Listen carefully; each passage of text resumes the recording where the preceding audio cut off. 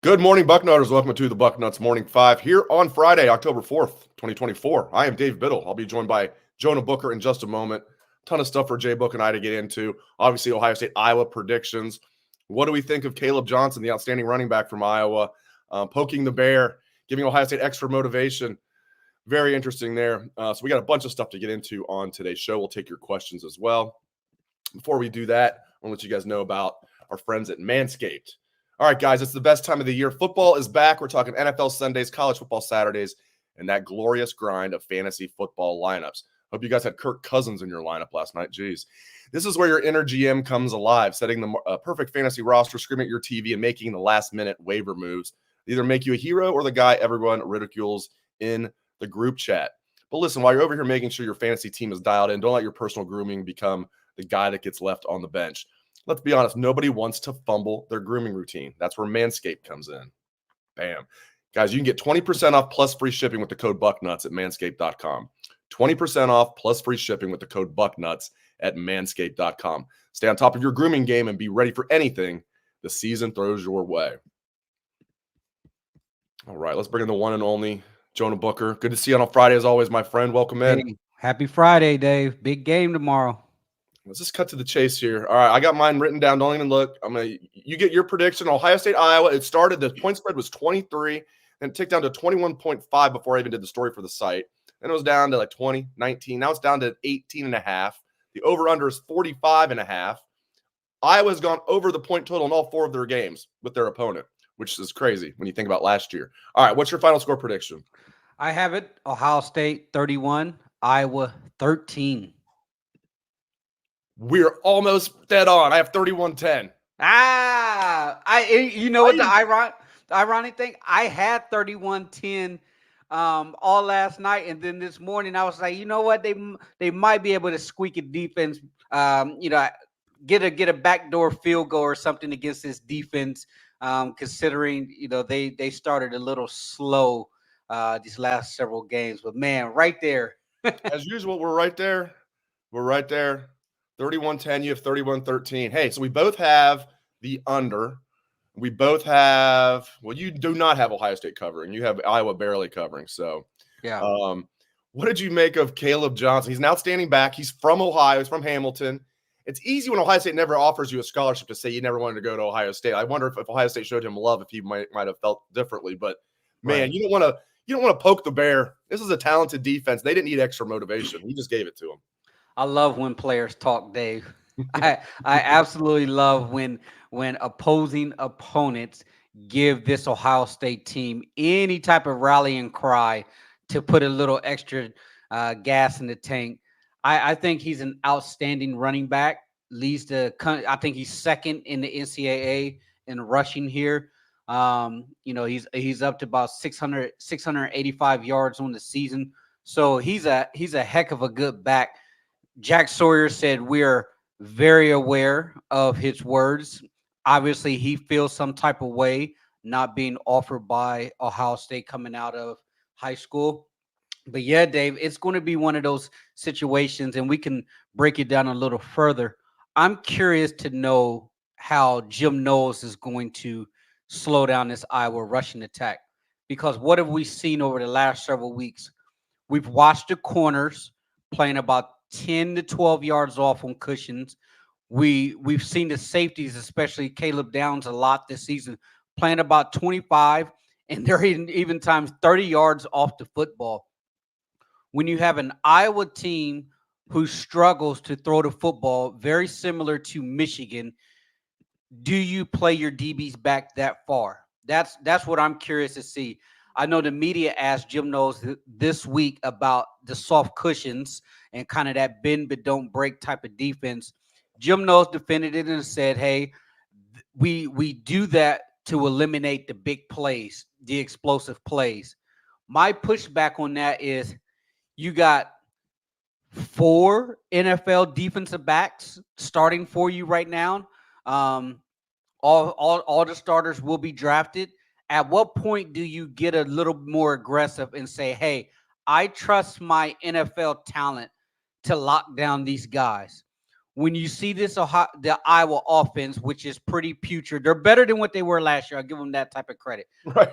Nowhere to go but up. Yeah, I mean, against Minnesota, they threw for like 68 yards or something like that. Do you say, prove it? Beat me over the top. I'm going to cheat my safeties down 15 yards from the ball, 12 yards from the ball. I'm going to have my NFL corners in your wide receiver's face. And if you want to beat me over the top, then I want you to prove it. Other than that, we're going to load the box on Johnson and show that he can prove it. The key is, Dave, is he has 404 rushing yards on first down out of his 600 plus. If you can get them into money down situation, meaning third and long, second and long, where you can start to pin your ears back, that's when that Iowa offense is going to get in trouble. So I'm curious to see how Jim Knowles is going to play this Iowa offense, because it's going to give you a kind of a glimpse on what he's probably going to do against Michigan, because these are two very, very similar offenses. Right down to they have a former Michigan quarterback as their quarterback. And we know, I mean, Cade McNamara, I agree with you. Make him throw the ball down the field. He can be effective throwing short passes. He can be pretty accurate with those. Right. But yeah, he's no threat to run. He doesn't seem like he can throw the ball down the field. I agree with you 100%. And maybe that they would prove us wrong, but I would say you have to show me you can do it. I'm going to stuff the box. There's no way I'm going to have Caleb Johnson. I tell you what, I already told somebody, I've had a little friendly bet on Twitter. I told the guy, you don't have to give me anything. I'll buy you a milkshake. It's a little fun bet. I'll buy you a milkshake. This guy was convinced Caleb Johnson's going to go over 100 yards. He's a Buckeye fan. I'm like, listen, this kid's not going over 100 yards. He's not. He's fantastic. That was my on him. And we did our weekly staff article that Pat Murphy should be publishing within either today or tomorrow morning. But my bold prediction was Johnson will be held under 100 yards. It may not be as bold as say, hey, we're going to get a special teams touchdown or something like that. But I'm right in lockstep with you. I think that they're going to take it as a challenge. This is a great, great test for the linebackers, because at this point, I'm coming downhill with my hair on fire. As long as you're playing disciplined football and you know this is the type of Big Ten backyard brawl, Iowa's only hope here, Dave, is to use the Michigan game plan. Let's milk the clock, set on the football, get our offense into third and 2, third and second and 3, those type of situations to keep the Ohio State offense off the field. So if you're a linebacker, this is a great game for you to really show your ability here. Hey, this is a money game too, Dave. This, when you go up against Iowa, as far as the quality of their defense under Phil Parker, this is a money game for NFL film. So those type of guys on the offense, you're going against a very, very stout defense. How do you perform? Because they run a very similar pro style type of defense. So if you can get your money off against them, that's going to bode well for that NFL film for you. Buckeye 80 on YouTube. Who should start at linebacker? They also need to tighten up the safeties. I tell you what, I mean, I love the safeties. Caleb Downs, he when he triggers, it's just so much fun to watch. He made like 3 plays that were just awesome last week. It's just so much fun to watch. I think Lathan Ransom, when he hits you, you stay hit. Best safety combo in the country. Linebacker, I want to see more of Arvell Reese. I know I'm preaching to the choir there. I think everybody says that. That's one thing every Buckeye fan, I think, agrees on. Arvell Reese needs to play more. Is it a situation where maybe they think like he doesn't know the defense well? I don't understand why he's not playing more. What's your take? Yeah, I definitely think Arvell should be playing a lot more. I'm on record saying that I actually think he's the best linebacker in the room. And Cody Simon's playing some good football. He's playing really well right now. But in this type of game where it's going to be a hat on the hat, get off the block, and go make a play.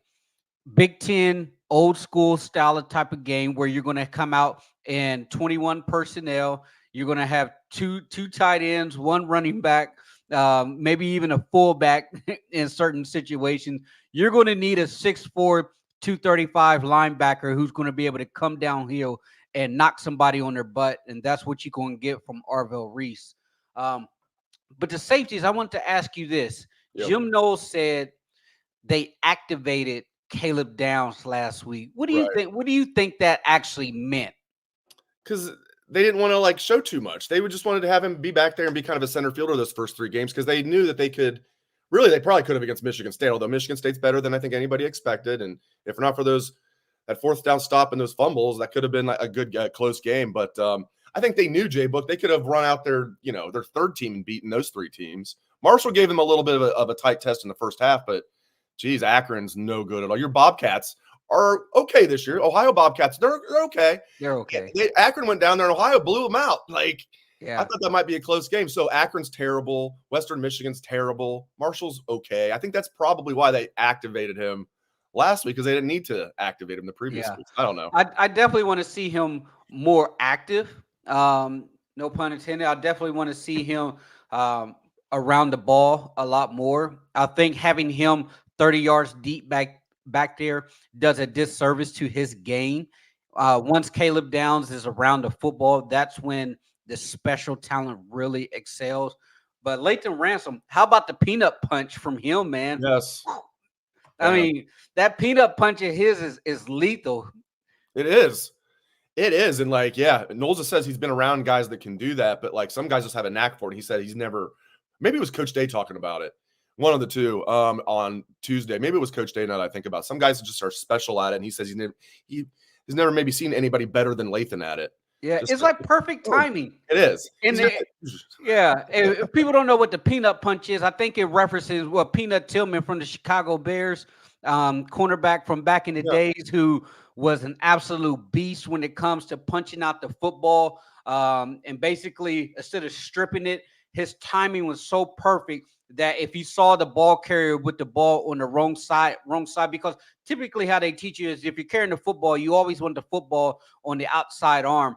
When Lathan Ransom comes, it doesn't matter which side of the football is, but if you got it on that wrong side and he peanut punches that football, it's coming out of there. I thought it was fascinating that Caleb Downs even said that he needs to get better at peanut punching the football, and he's been working with Ransom to get better at it as well. I thought that was really cool. That's awesome. That is awesome. See, I mean, iron sharpens iron. It's a cliche, but it's true.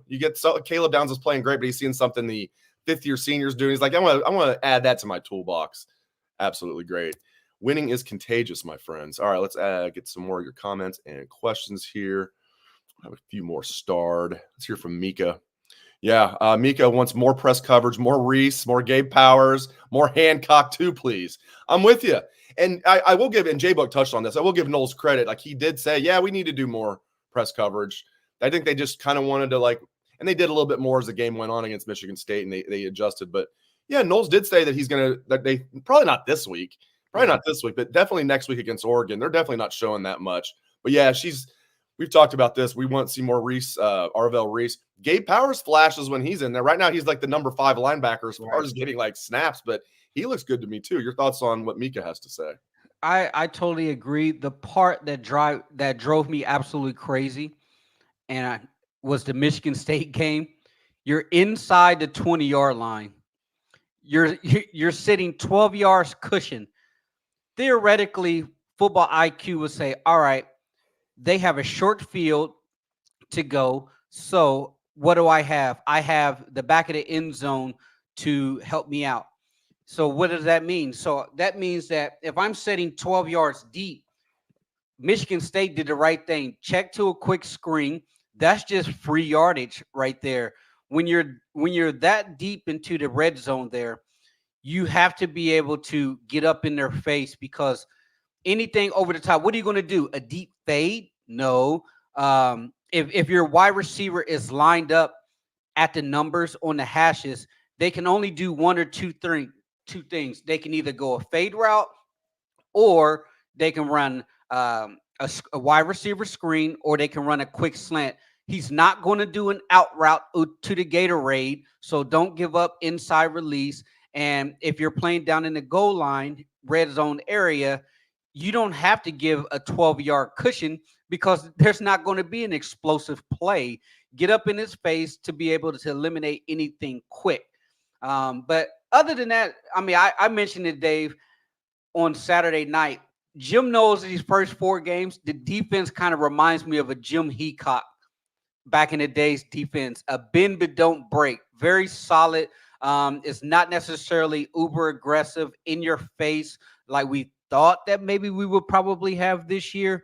But Jim Knowles did mention eliminating the explosive plays because you remember Jim Heacock's defense, Dave. It was always like that. They were very turnover heavy. They would create those turnovers. The offense would be able to pick up some of those chunk plays here and there, drive the field. But Jim Heacock can get that defense off the field. Very similar, bend but don't break style.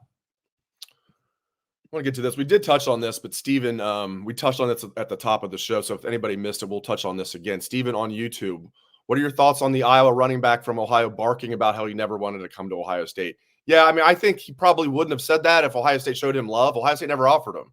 So maybe he did grow up and didn't like Ohio State. He's from the Cincinnati area, and although overall the Cincinnati area is great, like the Reds, for example. And welcome Tito Francone. I'm fired up about that. Yeah, I mean, some of the people down there don't like Ohio State, but look, it's more the media.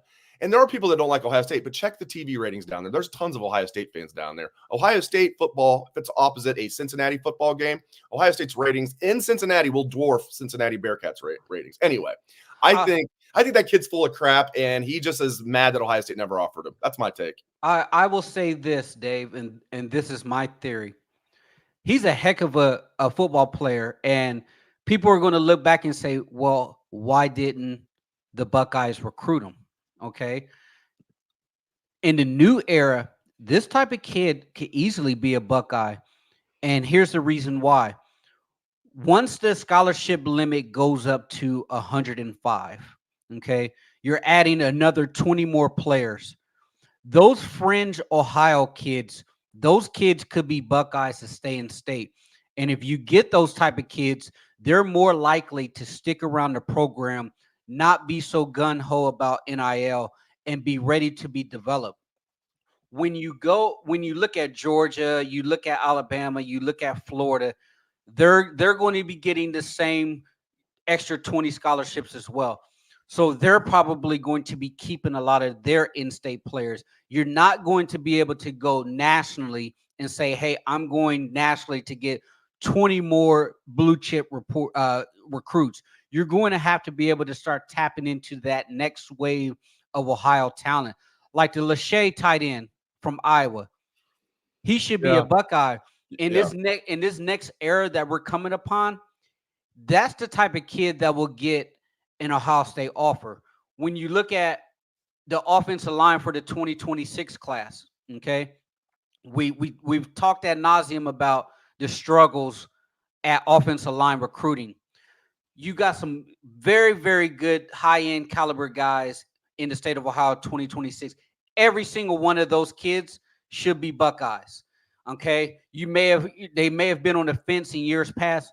No excuse when you got 20 extra scholarships. So a Caleb Johnson type of player, I could easily see him being a Buckeye in the future. But I think as of right now, present time today, it's sour grapes. So you're going to join me for the post-game show, but Jen, you're going to join early for the post-game show tomorrow, but we're going to get you out of there quickly because you're going to the Arizona State, Kansas? Yep, Arizona State, Kansas game. Your wife's is a Kansas grad, correct? He's a Kansas grad. They're coming into town, so go check out that game. Got some free tickets. So I'm sure you're going to be looking at your phone though while you're at the game and keeping an eye on Michigan, Washington. What do you think about that? Washington's favorite. During the offseason, Michigan was an 8.5-point favorite. If you looked at the look-ahead line, Washington is now favored by, I think it's down to 1.5. Washington's favored by 1.5 over Michigan. How do you think that's going to play out? Washington's quarterback's been really good this year, Will Rogers. Yeah, it's going to be a good one. I don't think this Michigan team is very good. They really got out of there against Minnesota where the refs really screwed that game up because they were in trouble. If they would have let that onside kick stand against Minnesota, they were probably going to lose that football game. Washington, this is going to be interesting because Michigan hasn't played an away game yet. I think they've had their first 5 games of the season at home so far. So this would be their first true road test going all the way out there. I think Washington's going to give them everything that they can handle. When the line came out this week, Dave, it looked a little fishy to me at first, and then you always got to keep the thought in the back of your head. Vegas knows something. They don't make those shiny billboards for nothing. So if they think that Washington's going to give them a game, this right here is going to be a fourth quarter game, and it's probably going to be contingent on if Orgy can make the throws. At some point, you can't just rely on breaking a long run or running a football the entire fourth quarter just to get out of there with the game. I still think Alex Orgy's air yards per completion is like 2 yards, like 2.3 yards or something like hideous like that. So any type of competent coaching with offense that can remotely put some pressure on that Michigan defense will have more than a puncher's chance. Jeez. We got Oregon tonight too. I know that's going to be fun. Oregon, Michigan State. And I thought that was going to be no. Before I actually saw Michigan State play, I'm like, Oregon, that'll be Ohio State's going to beat Michigan State easily. Oregon will let them beat them easily. But Michigan State's better than I thought. That'll be a fun game tonight. Friday night college football has delivered this year. I love it. Do we have is Cuse playing at UNLV? Yeah, Syracuse and UNLV tonight as well. That right there is going to be a good one because UNLV has a legitimate shot to being that group of 5 representative in the 12-team playoff here. So that's going to be a very good game. And I have, we did our preseason picks, Dave, and I said Syracuse is a dark horse with that schedule that they have, but now they took that loss to Stanford there. Who knows? But yeah, that's going to be a good game there. UNLV is going to give them everything that they can handle. UNLV's favored by 6.5. Yeah. Syracuse hasn't gone on the road yet. They were a little shaky against Holy Cross last week. They won 42-14, but it was like 28-14 in the second half. McCord threw 2 interceptions against Holy Cross. As you mentioned, they lost to Stanford at home. Now, Stanford has a heck of a wide receiver that like just balled out, but still, man, you got to beat Stanford at home if you're Syracuse. So we're going to see our boy McCord tonight. All right, I want to get your thoughts on this, and we'll get you out of here. Get you out of here a little early today. All right, this is Dan on, by the way, cute dog Dan. Dan on the YouTube. Sound like a 900-year-old man saying the YouTube. I was trying to be funny. According to Auburn 247, Nahem Offord will flip in a couple of weeks. We shall see. Yeah, man, I mean, that just, maybe I'm wrong. If you're committed to Ohio State, and I know he's from Alabama, and you go to Auburn instead, that tells me it's got to be NIL. So you're not trying to win. That's for sure. Yeah. And I mean, Auburn's program, it's a dumpster fire. I mean, at that point, you can't take that program serious at all. They're not a contender. They're not going to be a contender. The Duke's Mayo Bowl is probably their ceiling as far as a program. Will offer flip there? I don't know. Who knows? I mean, what do we say about the Deuce Knight thing? He's committed to Notre Dame for so long. I mean, there's text messages out there with Deuce Knight when he was committed to Notre Dame, basically said that Auburn was trash, and all Hugh Freeze talks about is money all the time. So I'm sure that's probably the same case with Offer here. The biggest thing is just get him and his family back up to campus for a game. He's been committed for 8 months now. We're getting 2 months away from early signing period. If you can hold him off, I mean, it kind of reminds me of the JJ Smith recruitment, Dave, to be honest with you, because you remember JJ was committed for so long to us, and then he took an ungodly amount of visits to Florida State, Miami. There was all of these speculations that he was going to flip. Publications were using him as clickbait to drive up revenue, and it reminds me similar to this recruitment here. But I just think it's imperative that you have to get him back up to campus so that he can get that warm and fuzzy feeling back in his stomach and remind him why he wants to be a Buckeye. You're going to be putting multiple defensive backs into the first 3 rounds of the NFL draft coming up. So the pedigree there of developing him and getting him to the NFL will be proof in the pudding come the next NFL draft. You're going to have a deep run into the playoff. Hugh Freeze is not safe by any means of imagination. They're not happy with him. Every time he steps up to the mic, down there in Auburn, he's basically throwing either the coaches or the players under the bus on why they can't win at Auburn. I mean, half the student section left before the fourth quarter even started against Oklahoma, and then they end up choking that game away. So Auburn, they're a joke of a program. So I trust that they are serious about his development and contending with a championship contender. And if that's the case, it's the Buckeyes. And I think that he's going to, as long as they can get him back on campus, I think he'll stick. Even his former quarterback at Ole Miss, Bo Wallace, called him out. It's like, yeah, this is what he does. It's like, I don't know why anybody would want to play for him. He just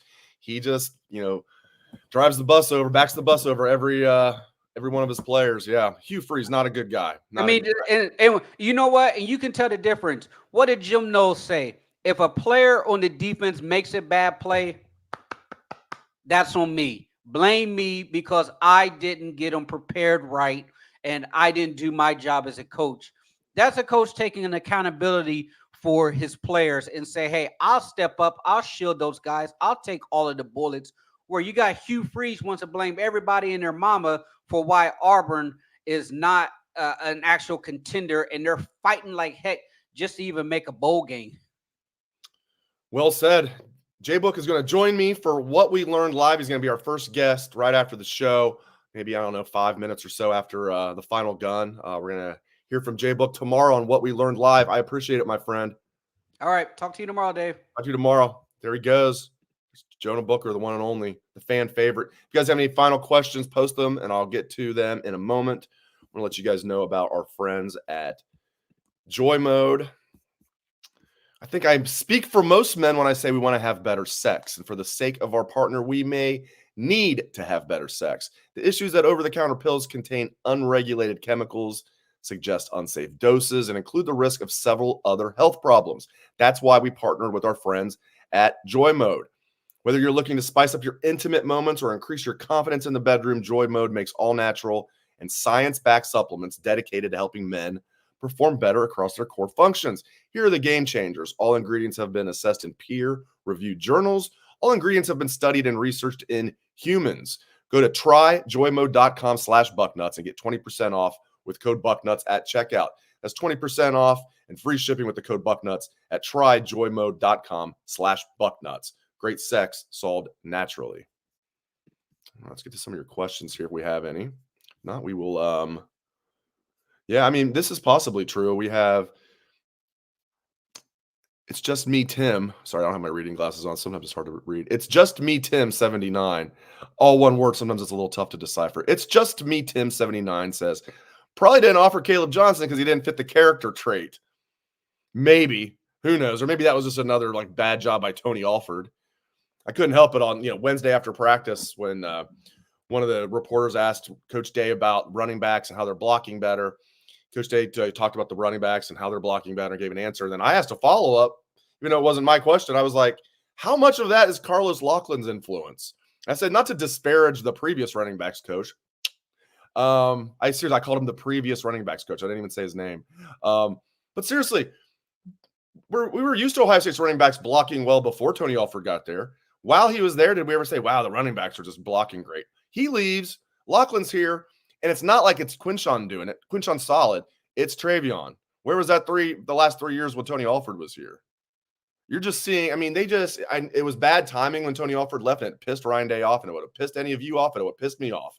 If one of your assistants did that, and it was Tony getting back for, getting his pay cut and not getting the contract extension. But I have it on from excellent sources. Tony had to be reminded many times to step it up in recruiting and just never did. Never did. And the idea, I was guilty of it at one point too, is like, well, Bijan Robinson, had a change of heart at the last moment because of his family. You can't put that on Tony. Okay, maybe that one time, but there were so many times he finished as the runner-up. And even now at Michigan, look what he's doing. They thought they were going to get Bo Jackson. He's a Buckeye. Carlos Loughlin is recruiting better than Tony did. And Tony wasn't a disaster in recruiting. He recruited J.K. Dobbins, who's one of the best running backs in Ohio State history. He recruited Travion Henderson.